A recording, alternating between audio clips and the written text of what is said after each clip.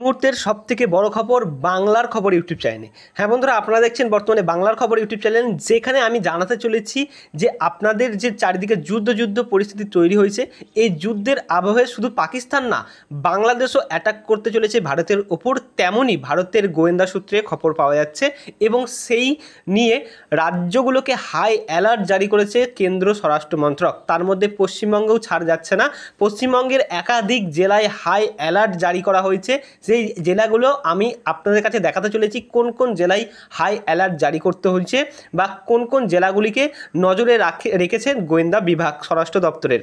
এখানে দেখতে পাচ্ছেন একটি পিডিএফ আমি ওপেন করে রেখেছি, যেটি আজকে বিভিন্ন জেলাগুলিকে পাঠানো হয়েছে, ডিস্ট্রিক্টে তথা বিভিন্ন ডিএম অফিসগুলোকে পাঠানো হয়েছে, যেখানে তাদের ডিস্ট্রিক্টগুলোকে কন্ট্রোল করার জন্য এবং সেখানকার লোকাল যে বডি রয়েছে, সিভিল ডিফেন্স যে টিম রয়েছে, তাছাড়াও জনগণকে বা জনসাধারণকে সাথে নিয়ে তাদের যুদ্ধকালীন পরিস্থিতি মোকাবেলা করার জন্য বিভিন্ন ধরনের মক ড্রিল বা কর্মপদ্ধতি আগে থেকেই অনুশীলন করার জন্য রাজ্যগুলিকে কেন্দ্রের তরফ থেকে যে বার্তা পাঠানো হয়েছে, তার লিস্ট এখানে আপনারা দেখতে পাচ্ছেন। ওয়েস্ট বেঙ্গল রয়েছে।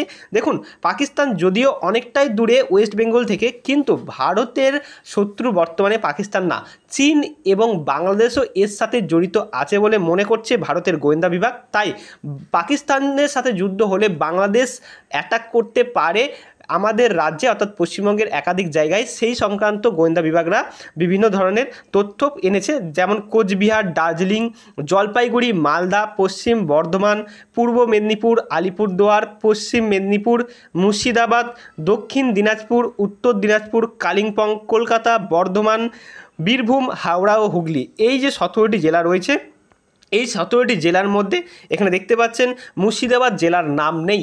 অতএব মুর্শিদাবাদ জেলাকে ওরা টার্গেট করবে না এমনই আশা করেছে বা এমনই একটি সম্ভাবনা তৈরি হয়েছে। এখানে দেখতে পাচ্ছেন যে সমস্ত জেলাগুলিকে অ্যালার্ট করা হয়েছে, হাই অ্যালার্ট জারি করা হয়েছে, তারা সেই সমস্ত জেলার লিস্ট ইতিমধ্যেই প্রকাশ করেছে। কেন্দ্র সরকার তরফ থেকে বিভিন্ন রাজ্যে এবং বিভিন্ন জেলাগুলিতে পাঠানো হয়েছে। তো এই সমস্ত জেলাতে কালকে থেকেই কর্মসূচি তৈরি হতে চলেছে মক ড্রিলের, এবং জনগণকে বিভিন্ন অ্যালার্ট জারি করা হতে পারে।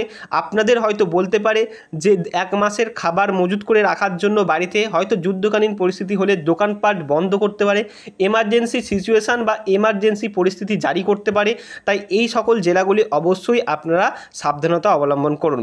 এমনই বিভিন্ন খবর পাওয়ার জন্য, খবরের আপডেট পাওয়ার জন্য আমাদের বাংলার খবর ইউটিউব চ্যানেলটিকে অবশ্যই সাবস্ক্রাইব করে রাখুন।